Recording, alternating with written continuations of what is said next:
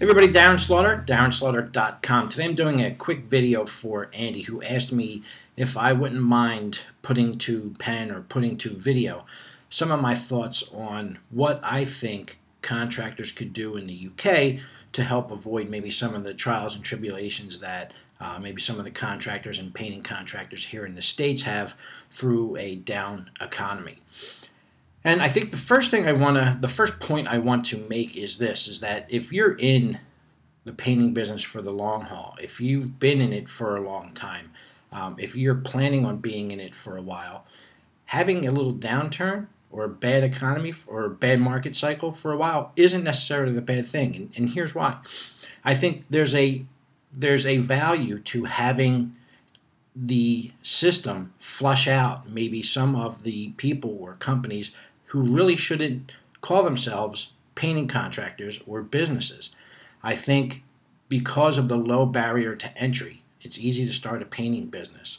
Having an economy that makes it tough for some to survive only makes those that do survive that much stronger. So as you live through a down cycle, just understand that every day that you're able to survive, you're actually getting stronger, because that just means that's one more contractor that goes out who probably really shouldn't have been in the business.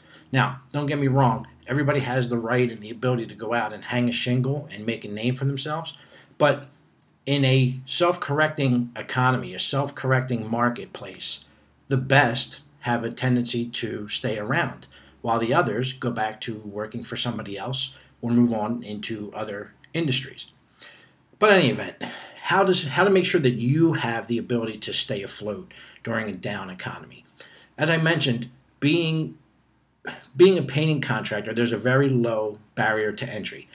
If I can paint a wall, if I can paint a kitchen, if I can paint whatever, furniture, I can call myself a painting contractor. I'm not very good at it, but it doesn't mean that it doesn't give me the ability to compete against you for the same client or customer. So the one caveat to all this is that you still have to brand and market yourself, because nobody's going to know about you unless you're telling them about you. So inside of you telling them about you, these are some things that I think you really need to use in order to get that point across. One is you have to absolutely promote the years in business, how long you've been around. Now, that is a huge confidence factor to Mr. and Mrs. Jones when they're deciding on who to hire.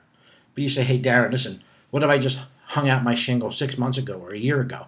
Well, okay, here's the point. You didn't start painting 6 months ago or a year ago. The years in business, you can kind of get away with saying, listen, I've been painting for 10 years.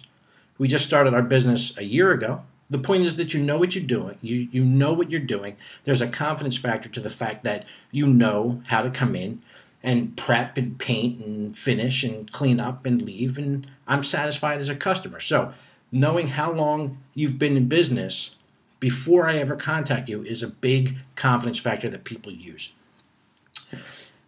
If you don't have a lot of years in service, maybe you can use the number of people or number of clients that you've had. Now again, this is material that you could use either in your marketing or on your website. But listening, we've serviced over 100 clients in the area or 500 clients in the area. Again, that's telling me that you have a pretty good idea what it is that you're doing. So there's a confidence factor there. Let's talk about specialties. If you can paint murals or you can do stenciling and things like that, I know how to paint a wall, but I certainly don't know how to do a mural or any stenciling. So there's a confidence factor there. There's your ability to kind of get a point across that not only do you have another business line, but you are also better at this than whoever you might be competing with. Listing associations, affiliations, memberships, awards, designations, anything like that is a confidence factor to Mr. and Mrs. Jones, because it means that you've done something. It means that you belong to something. It means that you're in it for the long haul. It means that you didn't just open your trunk today and start a painting business. If you've won awards, if you're a member of chambers of commerce and things like that, you need to promote that in your marketing. You need to promote that on your website. If you're not now, join them. Get involved with them, because they help not only with confidence factors, but you never know where your next job is coming from. Maybe you're a family business, so that's a huge confidence factor. we've been painting, I don't know, Manchester for 20 years. And, it's me and my father and my brother. And, there's a whole confidence factor you can use there in promoting the fact that it's a family-run business. And maybe it's a first-generation family-run business. That's fine. If you are a small company, family-run, or you're a sole proprietor or you're an individual, promote a brand. Promote your name, not a brand. In other words, promote yourself. Promote your name versus a company name. The reason is simple. People want to do business with people. They don't want to do business with nameless, faceless companies. That's why the name of my company is DarrenSlaughter.com. You're doing business with me. Regardless of how many people I have on staff, I'm the guy that answers the phone. I'm the guy that deals with you, with the clients, on a regular basis. Do the same thing. Don't brand a company. Brand yourself. That's a huge confidence factor, and you kill two birds with one stone. You're branding yourself as a person and an individual who knows what they're doing, and you're branding a business at the same time. Finally, make sure that you keep up with your marketing and advertising. And Mrs. Jones has expected to see you in a certain publication. She's expecting a postcard from you a certain time of year. Don't stop doing that, because all of a sudden, Mrs. Jones, you're now out of sight, out of mind. That's one problem. And two, the confidence factor is gone. Hey, he used to advertise here. What happened to him?